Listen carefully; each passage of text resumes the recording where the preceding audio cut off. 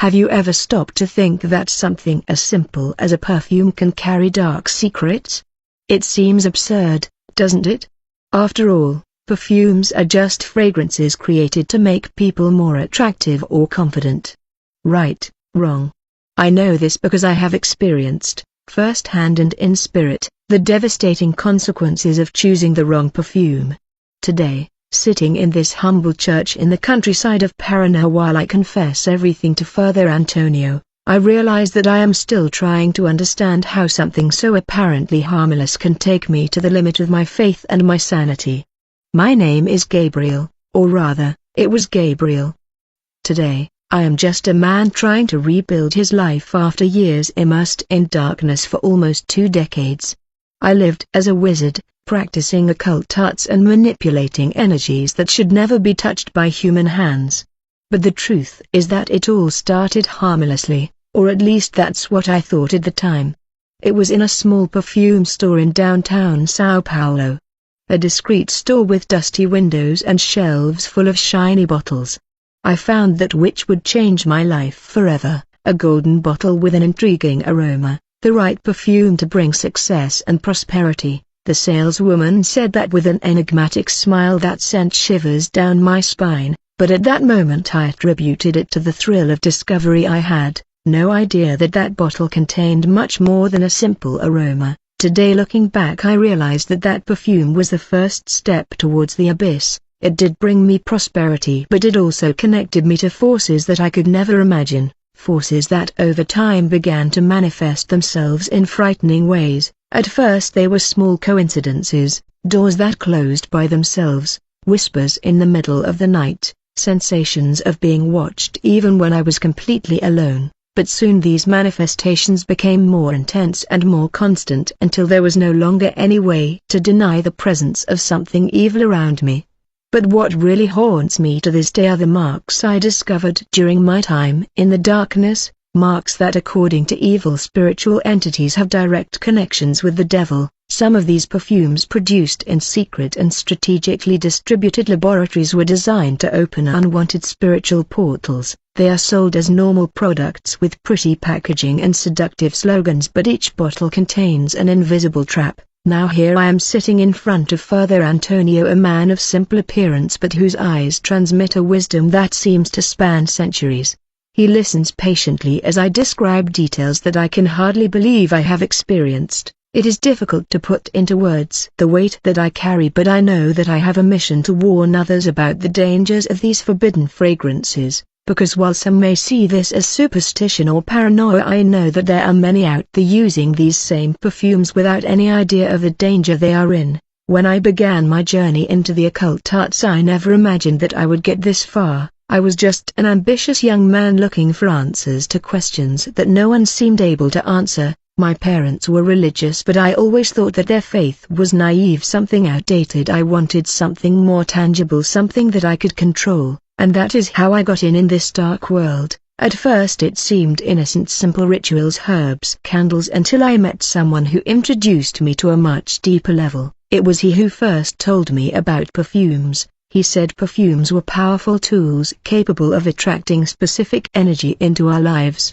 Each scent has a purpose, he explained. Some bring love, others wealth, but others have darker purposes. I laughed at the time, thinking it was just another fantasy story, but then I tried the first bottle and the result was immediate. My life began to change in ways I couldn't explain. Doors that were previously closed opened easily. People who before ignored me started to notice me. Money began to flow from unexpected sources, but over time I realized that these blessings came with a price I could never have imagined. Today, as I share my story with Father Antonio, I realize that I am still not completely free from these influences. There are times when I wake up in the middle of the night sweating cold with the certainty that something or someone is still by my side, but I also know that by telling this story I am taking the first step to free other people. Why am I sharing this with you? Because I know that there are people out there using these same perfumes without having any idea of the danger they are in,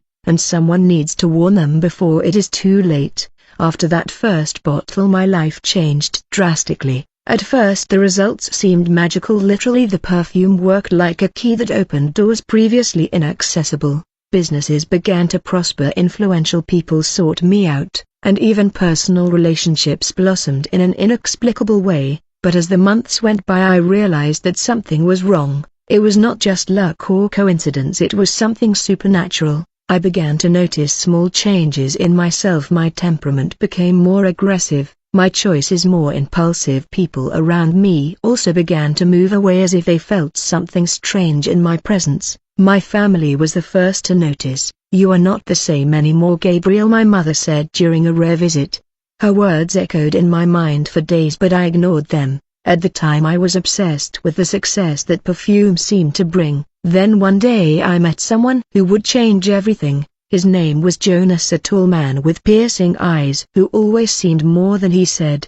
He was the one who first alerted me to the true power of the perfumes I used.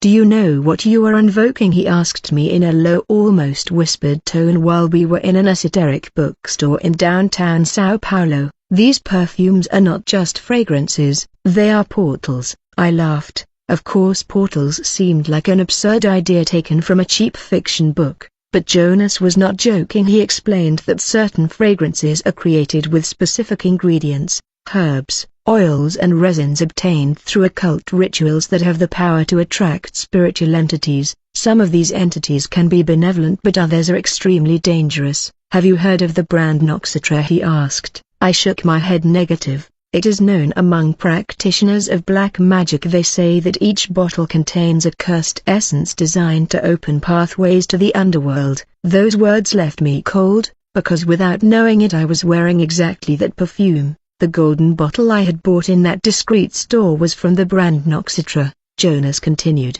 "The spirits that you attract with these perfumes are not grateful. They demand payment, and when they don't get what they want they take it." I didn't understand what he meant at the time, but soon I began to notice things around me began to fall apart. Businesses that were prospering began to go bankrupt mysteriously.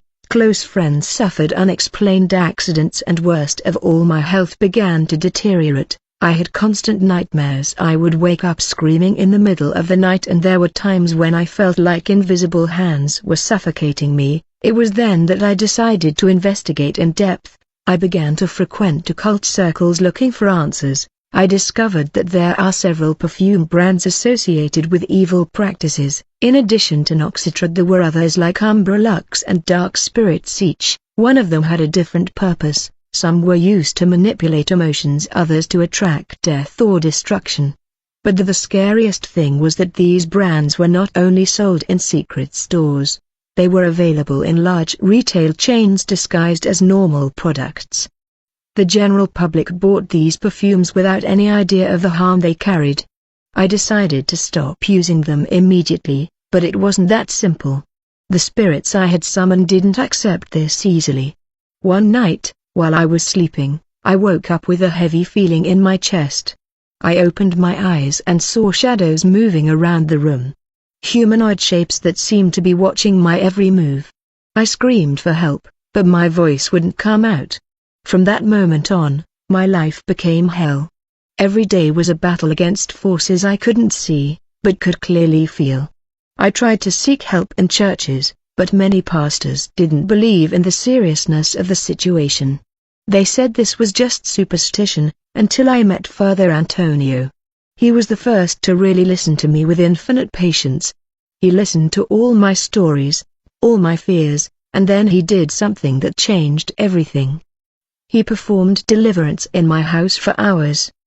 He prayed, sang psalms and burned sacred herbs. It was a distressing but necessary experience. When it was all over, I felt as if a huge weight had been lifted from me. But Father Antonio warned me the evil you had invoked could still return. You need to be vigilant, and he was right. There are still days when I feel that dark presence by my side. It is as if the spirits were waiting for the right moment to return. Now here I am trying to rebuild my life, but I know that my journey is not over yet. There are many things that I need to discover, many truths that are still hidden. After deliverance performed by Father Antonio, I thought I had finally found peace, but I was wrong. The evil I had invoked was not something that could be banished so easily. He was patient, shrewd, and above all persistent. One night while I was sleeping in my small house in Parana, I was awakened by a strange sound. It was as if something was scratching the walls from the outside. I got up cautiously, my heart hammering in my chest, and walked to the window. When I opened the curtain, I saw something that made me freeze to the bone. Black and shiny marks began to appear on the external wall of the house. They seemed to be written in some kind of unknown language, but at the same time familiar. It was as if those had been engraved in my mind at some point in the past. I ran to get my cell phone and immediately called Father Antonio. He answered on the second ring as if he had already been expecting my call. "They're back," was all I could say, my voice trembling. "Come to the church now," he answered without hesitation, "and bring with you all the perfumes you used." I followed his instructions and arrived at the church. I placed the bottles on the altar, each one of them glowing in a sinister way as if they contained a life of their own. "You know what you need to do," Father Antonio said, looking directly into my eyes. I knew I had to destroy them, but it wouldn't be easy. Each bottle seemed to resist my efforts. When I tried to open the first one, I felt a sharp pain in my hand as if invisible needles were piercing my skin. I screamed but kept trying. I finally managed to pour the contents of the bottle over a clay bowl filled with burning coals. What happened next? It was something I will never forget. A thick, dark smoke began to rise in the room with an unbearable smell like burning flesh mixed with sulfur. Then I heard voices whispering in a language I did not understand, but that echoed directly in my mind. They were screams of anger and pain, as if something was being ripped from this world against its will. Father Antonio began to pray loudly, his words cutting through the air like swords. "Out, evil spirits, in the name of Jesus Christ, I order you to leave this place." The smoke swirled violently, forming vortices that seemed to want to suck in everything around me. I fell to my knees, feeling as if the whole weight of the world was on me. The voices got louder and more aggressive until they suddenly stopped. The smoke dissipated and silence took over the room. But that was not the end of that night. I discovered something even more disturbing when I returned home. I found a mysterious letter on my door. There was no sender, just my name written in elegant black letters. Inside there was a list of names and addresses of people who, like me, had bought those cursed perfumes. Among these names I recognized some familiar faces. There were influential businessmen, politicians, famous artists, and even members of my own family. My sister Clara was one of them. It was then that I realized that my mission did not end there. I needed to warn these people before it was too late. But I also knew that it would not be easy. Many of them would not believe me. Others perhaps already were deeply involved with forces they could not escape. I decided to start with my sister. I went to her house the next day with a heavy heart. She had always been the person closest to me, and the idea that she could be in danger made me sick. When I got there, I found her different. Her eyes were dull, her energy seemed drained. She laughed when I mentioned the perfumes. "You are crazy, Gabriel," she said, shaking her head. "This is just religious paranoia." I tried to argue. I explained everything that had happened to me, but she simply ignored me. It was then that I noticed something on her bedside table, a bottle identical to the one I had used with the same golden symbol from the brand Noxitra. I left there with a huge weight on my heart. I knew I could not force her to believe me, but I also knew I needed to find another way to help her. The following days were a race against time. I began to investigate the other names on the list, visiting them one by one. Some were fine, others were already showing signs of possession or desperation. One man in particular marked me deeply. He was a successful businessman, but his life had completely fallen apart. He had lost everything: his fortune, his family, his mental health. When I found him, he was living in an abandoned shack, mumbling incoherent words to himself. "It was the perfume," he said. His glassy eyes fixed on me. He promised prosperity but took my soul. Those words haunted me for weeks. I knew I was dealing with something much bigger than I could imagine, and despite all my attempts to warn people, many of them remained blind to the danger. But the worst part was yet to come. As I investigated more about the origin of these perfumes, I discovered something that would change everything. They were manufactured by a secret organization whose goal was to infiltrate these evil fragrances into global society. It was a meticulously elaborate plan designed to open portals to the underworld en masse. Now more than ever I needed to find a way to stop this. But how to face something so big, so powerful? After that discovery about the secret organization behind the cursed perfumes, my life became a roller coaster of emotions and dilemmas.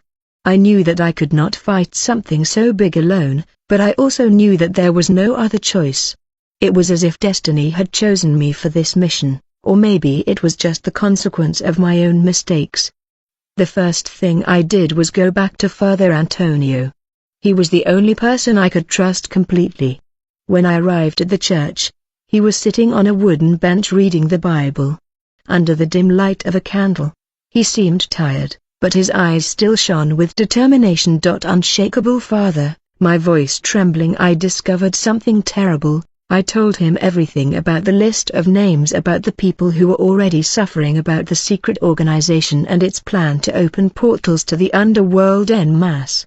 He listened in silence, his hands folded on his lap. When I finished, he sighed deeply and said, "You know what this means, don't you know this is not just about you anymore, it's about saving souls." Those words hit me like a punch in the stomach. Saving souls like me, a former wizard who had been plunged into darkness for so long, could be responsible for something so great. But Father Antonio was right, there was no more room for doubt or hesitation. I decided I needed to act fast. I gathered all the information I had about the organization and the perfumes, including the names of the brands and the ingredients used in their manufacture. I did incessant research trying to understand how these fragrances worked and to neutralize them. Each perfume had a specific evil effects, but applying these antidotes would not be easy. Many of the people on the list, each attempt at intervention seemed like an epic battle between good and evil, and I often came out defeated. A particularly difficult case was that of a young musician named Raphael.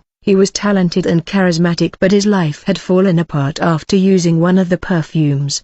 His songs, before full of joy and hope, were now dark and disturbing. When I found him, he was locked in his apartment surrounded by black candles and occult symbols drawn on the walls. "Get me out of here," he whispered when he saw me, his eyes red from crying. I didn't want this, I just wanted success. I tried to perform the purification ritual right there, but the evil forces surrounding him were powerful. The candles went out by themselves, the prayers failed to resonate in the environment, and the spirits mocked me.